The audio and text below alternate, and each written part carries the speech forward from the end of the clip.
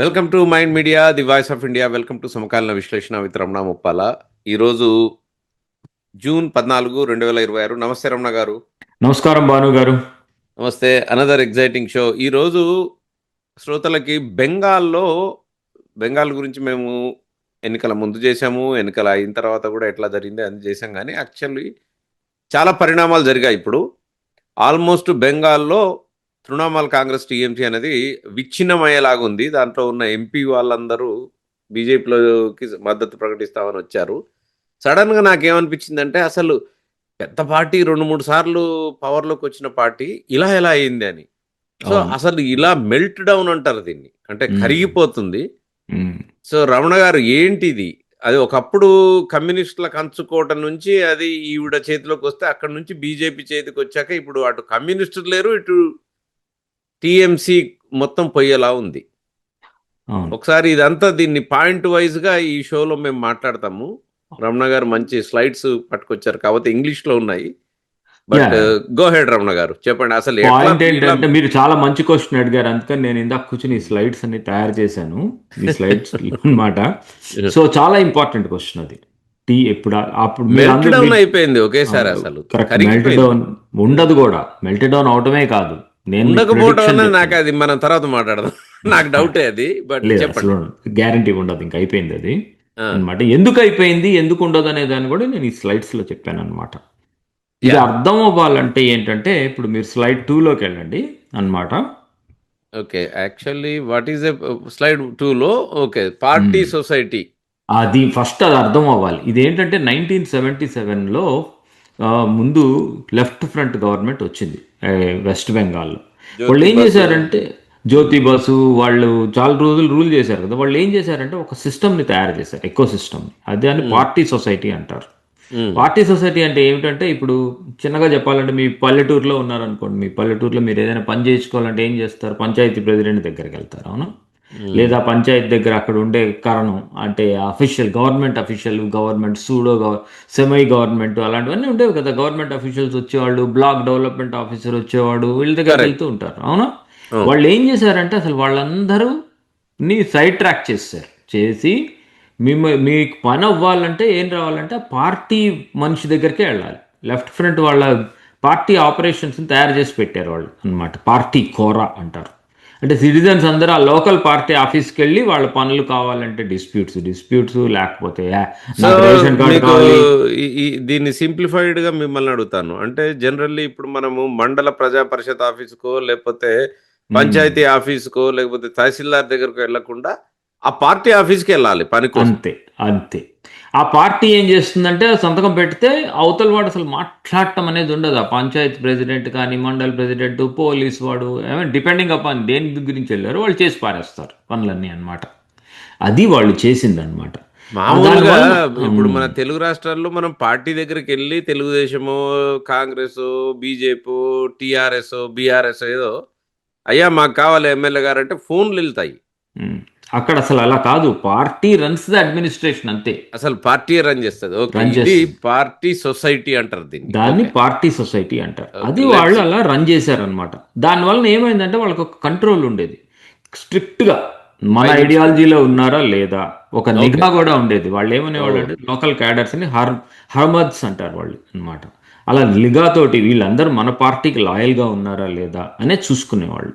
ఇది left front వాళ్ళు. అంటే మొత్తము ఇక వీళ్ళది కంట్రోల్ పైనుంచి కిందాకు ఉంటది, పంచాయతీ విలేజ్ వరకు, అంతే అన్నమాట. అసలు ప్రతిదీ గ్రాన్యులర్ లెవెల్ వరకు వాళ్ళ చేతిలో పెట్టేసుకున్నారు.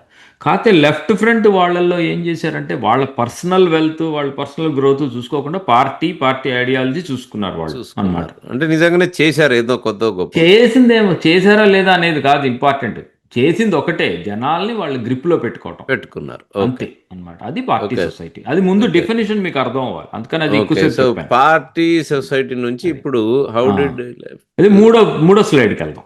స్లైడ్ నెంబర్ 3 చెప్పండి. అందులో నెక్స్ట్ ఏమైందంటే అదొక్కటే సరిపోలేదు, వీళ్ళు ఇంకోటి కూడా చేశారు. వెస్ట్ బెంగాల్ గురించి అర్థం చేసుకునేటప్పుడు ఒకటి అర్థం చేసుకోవాలి, అది చాలా బార్డర్ స్టేట్. అందులో ఒక 2217 కిలోమీటర్ల బార్డర్ ఉంది బంగ్లాదేశ్ తోటి.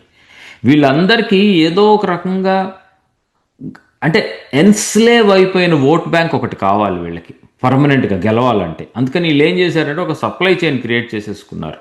ఆ డబ్బులు ఇచ్చి డబ్బులతోటి తెప్పించి నేను తెప్పించా కాబట్టి నువ్వు నాకే ఓటు వేయాలంటే నీకు ఇక్కడ ఆశ్రయం ఇస్తున్నా అని చెప్పి స్లమ్స్ క్రియేట్ చేసి స్లమ్స్లో పెట్టి వాళ్ళకి రేషన్ కార్డు ఇచ్చి రేషన్ కార్డు ఇచ్చిన వాడికల్లా ఒక ఓటర్ కార్డు ఇచ్చి అట్లా ఒక డాక్యుమెంట్ పైప్ లైన్ క్రియేట్ చేసేసుకుని వాళ్ళు ఒక ఓటింగ్ పర్సనాలిటీస్ని తయారు చేసి పెట్టుకున్నారు అనమాట లెఫ్ట్ ఫ్రంట్ వాళ్ళు అప్పట్లో. ఓకే. ఓకే, తర్వాత స్లైడ్ 4కి వెళ్ళండి చెప్తాను. ఇప్పుడు ఏమైందంటే అది కొన్నాళ్ళ తర్వాత ఎంత లేదన్నా అసలు గ్రోత్ అంటే వాళ్ళలో వాళ్ళు తిప్పుకోవడం తెలిసే కొత్త ఇన్వెస్ట్మెంట్ రావడం కొత్త జాబ్స్ రావడం ఇలాంటివి ఏం లేవు. అది రాటన్ కింద మారిపోయింది పార్టీ సొసైటీ వాళ్ళది లెఫ్ట్ ఫ్రంట్ది. అది కూలిపోయింది. అది కూలిపోయిన దాన్ని ఈవిడ గారు గెలిచింది అనమాట మన టీఎంసీ.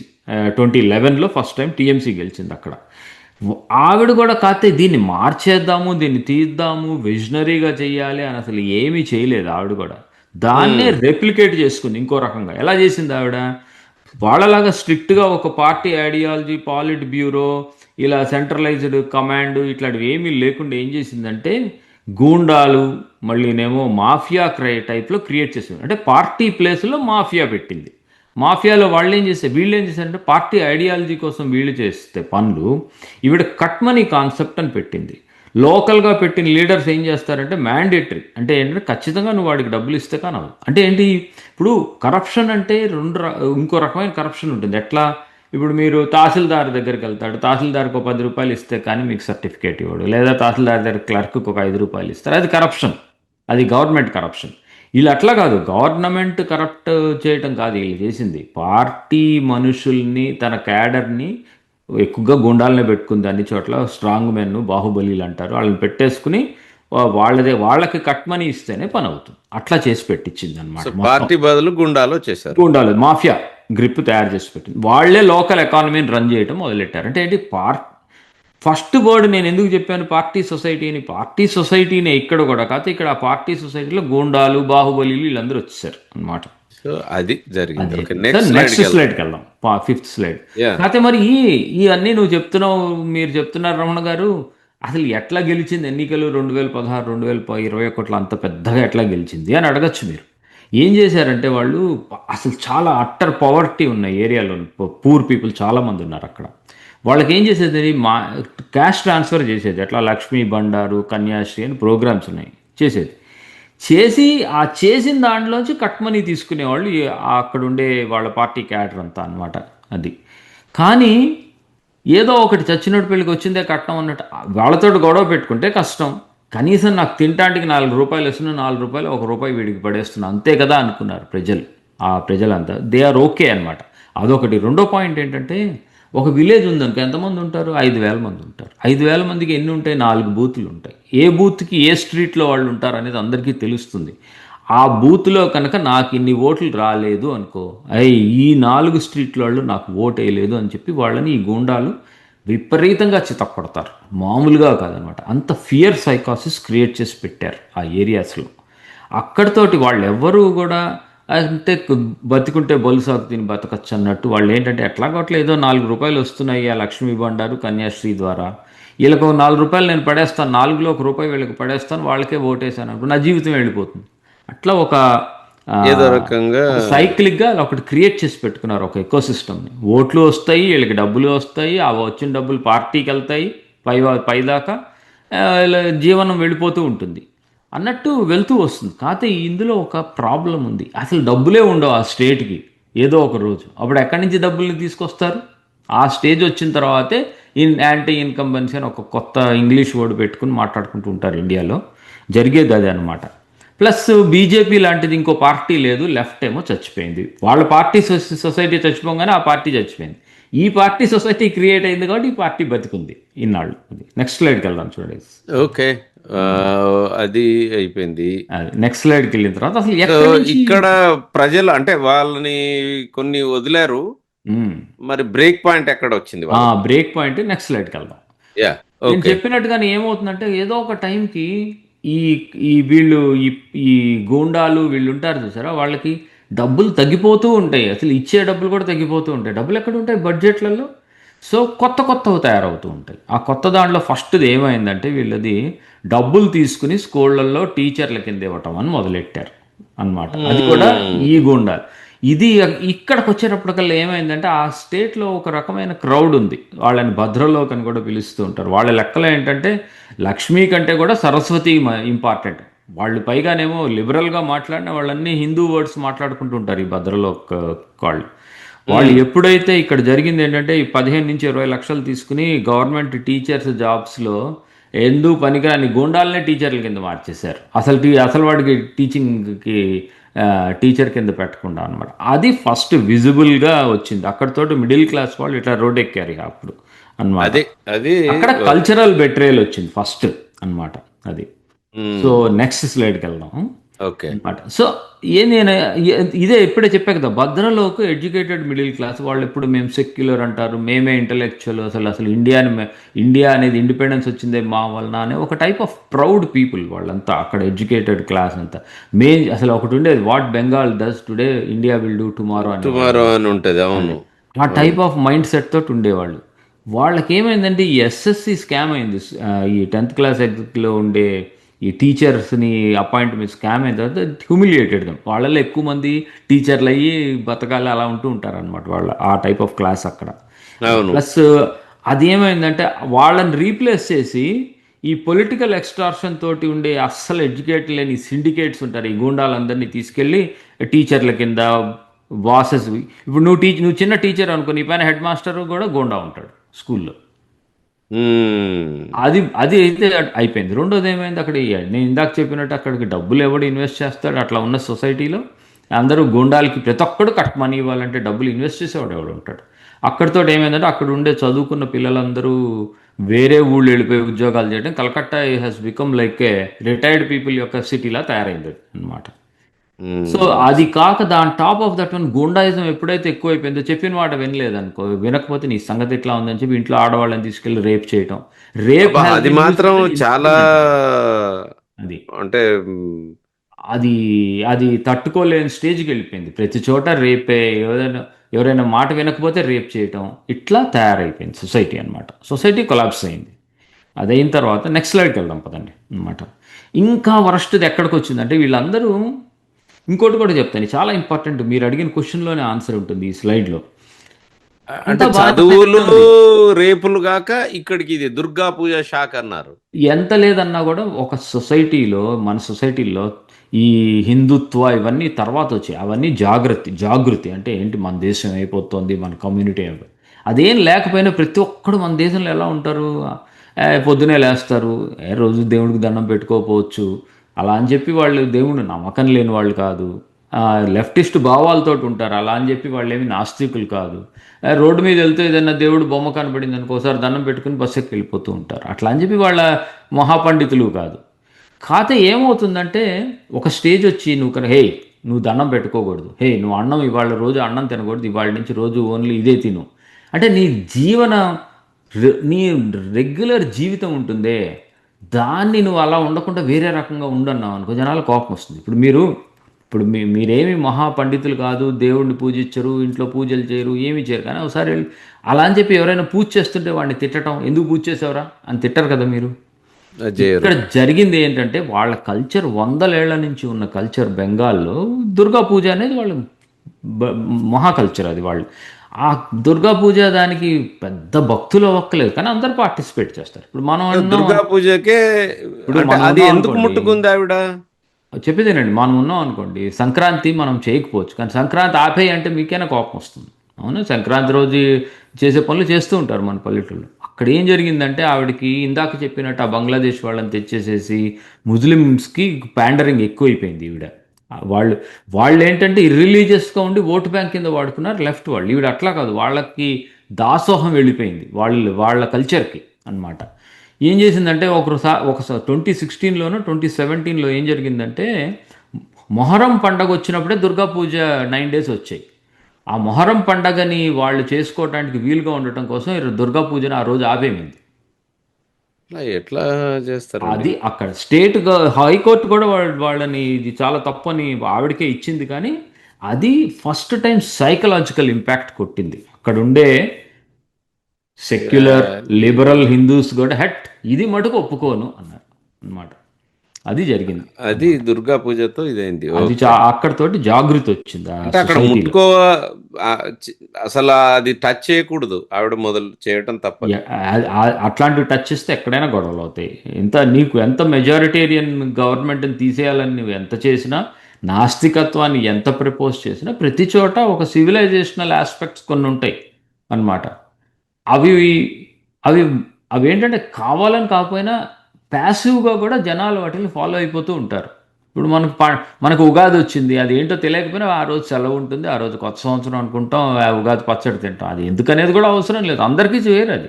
కానీ హే, కానీ ఇవాళ నుంచి చేయొద్దు అంటే గొడవ అయిపోతది. అదే ఇవాళ నుంచి ఎవరైనా ఉగాది పచ్చడి తింటే ₹10 ఫైన్ అన్నాను అనుకో, అది డెఫినెట్లీ గొడవ అయితది. అది గొడవ అవుతుంది. అది అట్లాంటి పని చేసింది అన్నమాట. అది చెయ్యకూడదు అన్నది ఓకే. అది ఓకే. అన్నమాట. So let's go to the next next one. స్లైడ్కి వెళ్దాం.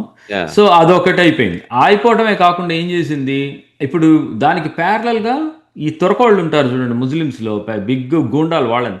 ఈ ఫర్హాద్ హకీమ్ అంటే అసలు ఎక్స్ట్రీమ్ హేట్రెడ్ ఉంటుంది కలకట్టాలో ఉండే వాళ్ళకి. ఆ కలకత్తా మేయర్ వాడు ఒకసారి అన్నాడు, ఇంకేముంది మంది మినీ పాకిస్తాను అని ఒకసారి అన్నాడు. ఇంకోసారి ఏమన్నాడంటే అంత ఓపెన్‌గా ఎట్లా స్టేట్మెంట్స్ ఇస్తారండి వీళ్ళు? ఆవిడ ఇప్పుడు మొహరం కోసమని దుర్గా పూజని వీళ్ళకు బ్యాన్ చేసిందంటే, వీళ్ళందరికీ మరి ఎక్కడ లేని అన్నెసరీ ఇది ఇచ్చినట్టే కదా వీళ్ళందరికీ. అదే కాకుండా ఏమన్నాడు, మంది ఎట్లాగూ ముస్లిమ్స్ వచ్చేస్తారు, మంది కూడా ముస్లిం మెజారిటీ, బంగ్లాదేశ్ లాగా అయిపోతాం మనం కూడా అన్నాడు ఒకసారి. ఆ జహంగీర్ ఖాన్ అని ఉన్నాడు, ఆవిడ ఫాల్టాలో మన ఓడిపోయాడు అనమాట. అరెస్ట్ కూడా చేశారు నేపాల్ పారిపోబోతుంటే ఫ్యూ డేస్ బ్యాక్.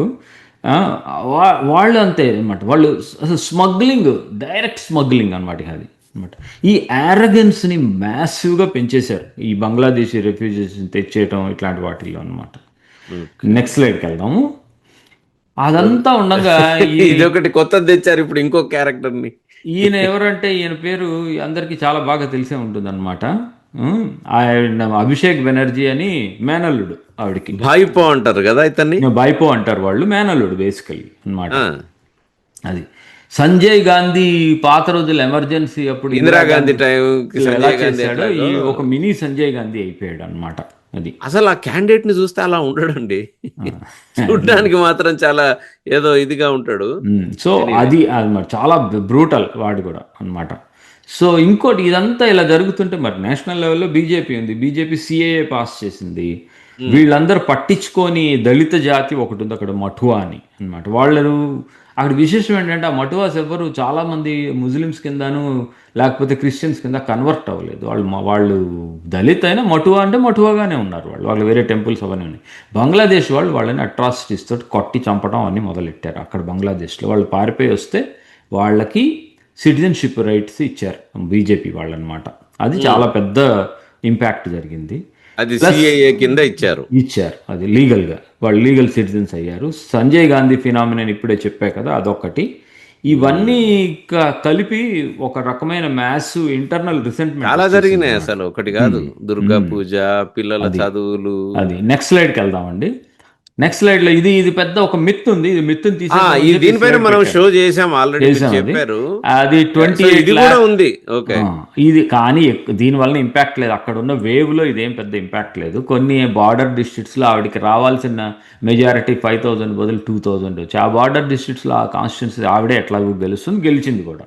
ఇది రియల్ గా ఇంపాక్ట్ ఇది కొంచెం అవ్వలేదు. సో శ్రోతలకు ఏంటంటే ఇక్కడ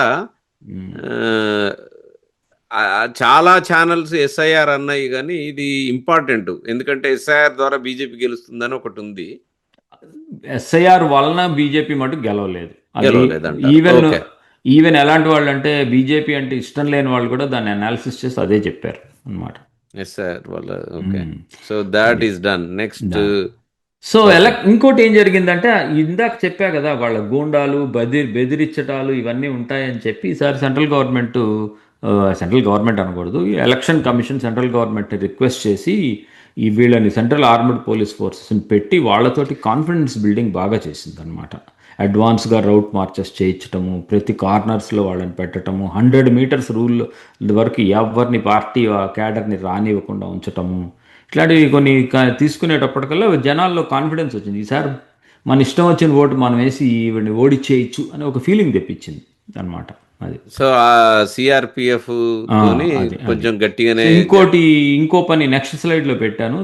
Yeah. అదేంటంటే 5 ఫేజులు పెడుతుంటే ఒక ఫేజ్ నుంచి ఒక ఫేజు ఈ గూండాలందరినీ ట్రాన్స్‌ఫర్ చేయడానికి వీళ్ళు 5 ఫేజులేమో సెక్యూరిటీ కోసం పెట్టుకుంటుంటే అది ఆవిడ దాన్ని గూండాలని ట్రాన్స్‌ఫర్ చేసుకోవడానికి ఉపయోగించుకుంటోంది అన్నమాట. ఇట్లా కాదని చెప్పి ఎలక్షన్ కమిషన్ ఏం చేసిందంటే ర్యాపిడ్‌గా ఫోర్సెస్‌ని కూడా ఎక్కువ పెట్టేసి 2 ఫేజుల్లో అయిపోగొట్టేసిందన్నమాట. అది. అది. ఇదేదో ఈ పాయింట్ బాగా నచ్చింది నాకు. హ్మ్. ఫేజ్ బై ఫేజ్ గుండాలను కూడా మూవ్ చేసే ప్లాన్ లో పెట్టింది ఆవిడ. ఆ! అది లేకుండా చేయడం కోసం షాక్ అండ్ యావ్ అన్నమాట. వీళ్ళు 2 ఫేజుల్లో అయిపోగొట్టేసారు. అది. ఇది చాలా బాగా ఇంపార్టెంట్ పాయింట్ ఇది. అంటే వాళ్ళకి ఛాన్స్ ఇవ్వలేదు టైం. ఛాన్స్ ఇవ్వలేదన్నమాట అది.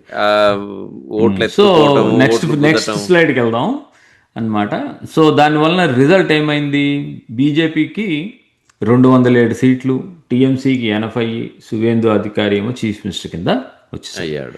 పోస్ట్ పోల్ వైలెన్స్లో ఏమిటి వీళ్ళు ఇక మరి ఇంకా కచ్చ ఉంది జనాల్లో, విపరీతమైన కచ్చ ఉంది. ఎప్పుడైతే అంత గుండాలతో రన్ చేశారు, ఎప్పుడైతే వీళ్ళకి పవర్ పోయింది అని తెలిసిందో విలేజర్స్ వాళ్ళు పూర్ పీపుల్ వాళ్ళు మీరు తిట్టడం ఈజీ వైలెన్స్ గురించి, వాళ్ళు వెళ్ళి నిన్న నా దగ్గర దోచుకున్న డబ్బులు ఉన్నాయి కట్టమని తిరిగిస్తావు లేదా తనటం మొదలెట్టారు.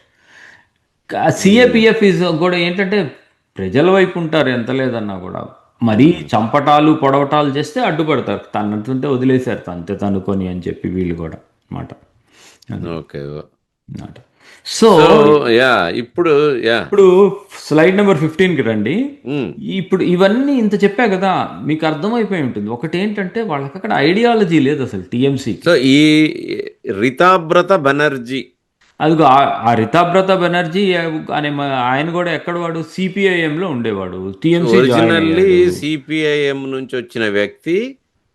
దీంట్లో ఆ 58 మందిని 64 మొత్తం టీఎంసీ ఎమ్మెల్యేలని చీల్చేశాడు 80లోంచి. అంటే ఆయన ఓపెన్ గా మన మమతాకి ఛాలెంజ్ చేశాడు. అయిపోయింది. ఇప్పుడు అక్కడ మమతా బెనర్జీకి 80 సీట్లు వస్తే 80 సీట్లు 64 పక్కకు వస్తే ఇంకెన్ని మిగిలినట్టు? 16 మిగిలాయి ఆవిడకి అంతే.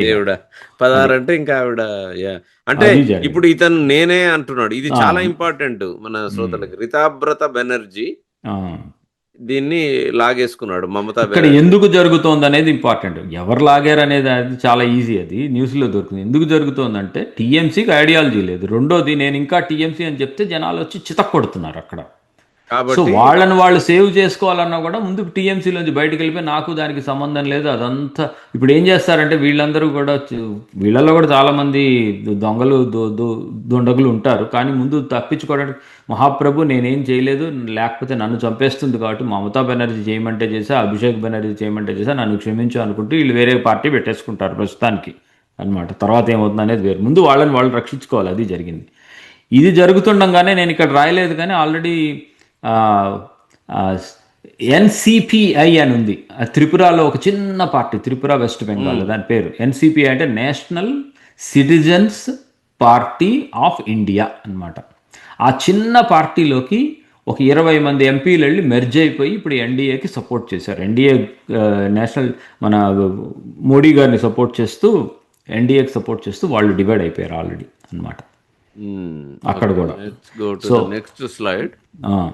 సో ఇప్పుడు ఏంటంటే టీఎంసీలో ఎందుకు ఉండరు అంటే, టీఎంసీ అనే దాంట్లో ఉంటే అసలు జనాలు తంతారు. ఇక ఇప్పుడు వాళ్ళ గూండా పవర్ ఉండగా మేనేజ్ చేయగలిగారు. ఇప్పుడు టీఎంసీకి ఇంకా పవర్ లేదు, వేరే వాళ్ళ దగ్గర పవర్ ఉంది, ఆ ఖచ్చితంగా వాళ్ళని తంతారు. అందుకని టీఎంసీలో ఎవరు ఉండరు. ఇక టీఎంసీ ఇట్లాంటి ఆ పార్టీలో ఉంటే తంతారు రేపు పొద్దున్న.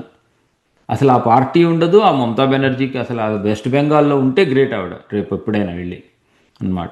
అది సిచ్యువేషన్. అది ఎప్పుడు వాళ్ళకి వాళ్ళ మీద పీక పిసుకుతాను అని చెప్పి గ్రిప్లో ఉంచుకున్నంటే ఉంది. ఎప్పుడైతే ఆ గ్రిప్ పోయిందో ఇంకా పార్టీ పోయినట్టే లెక్క.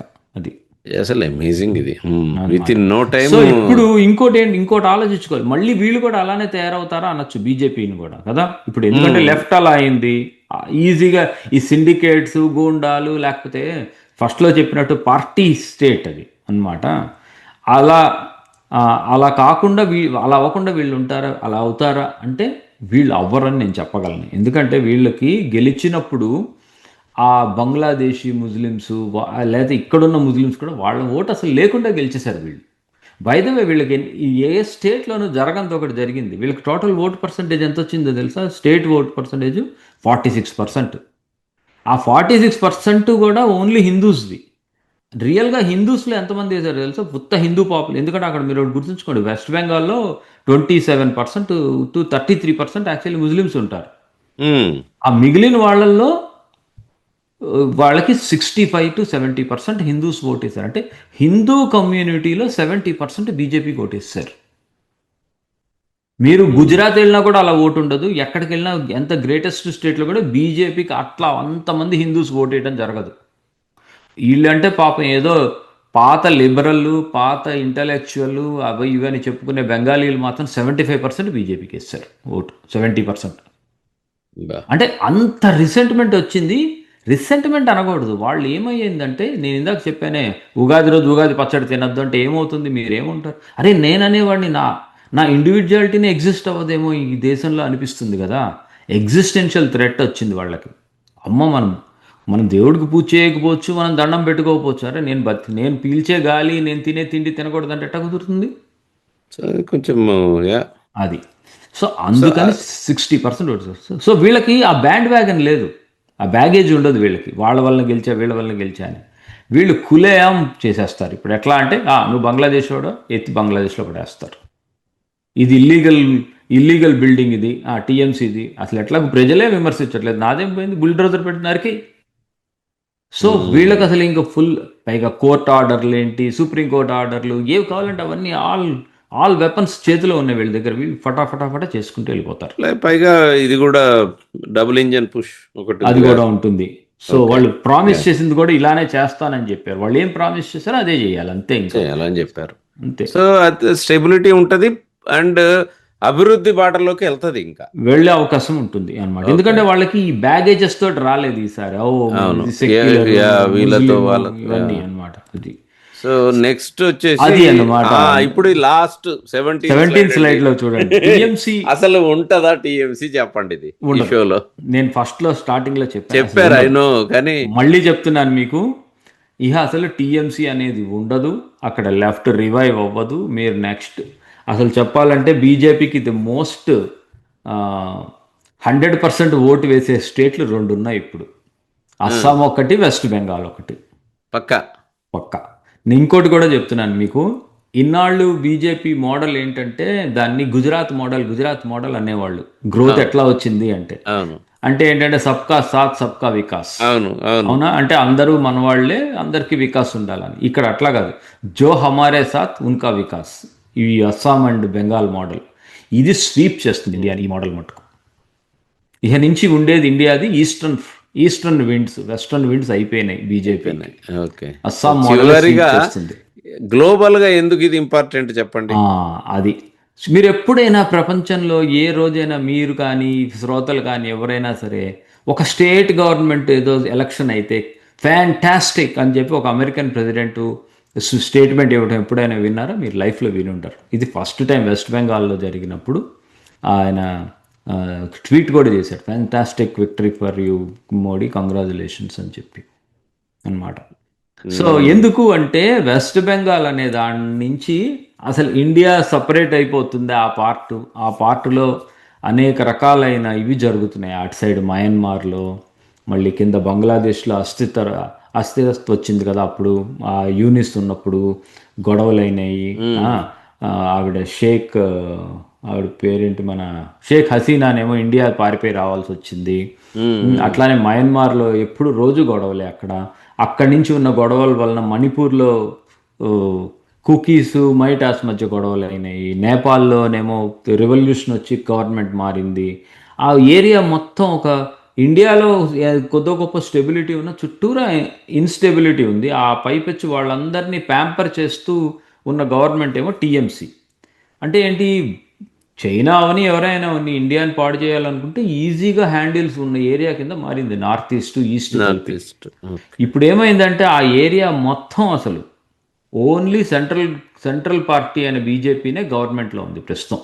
అది వాళ్ళ బీజేపీ కానీ లేకపోతే వాళ్ళ పార్ట్నర్స్ ఎన్డీఏస్ కానీ ఉన్నాయి. నాగాల్యాండ్ అవని, ఏదైనా అవని, మణిపూర్ అవని, ఎక్కడైనా అవని అన్నమాట. సో అంటే ఏంటంటే ఇప్పుడు వీళ్ళు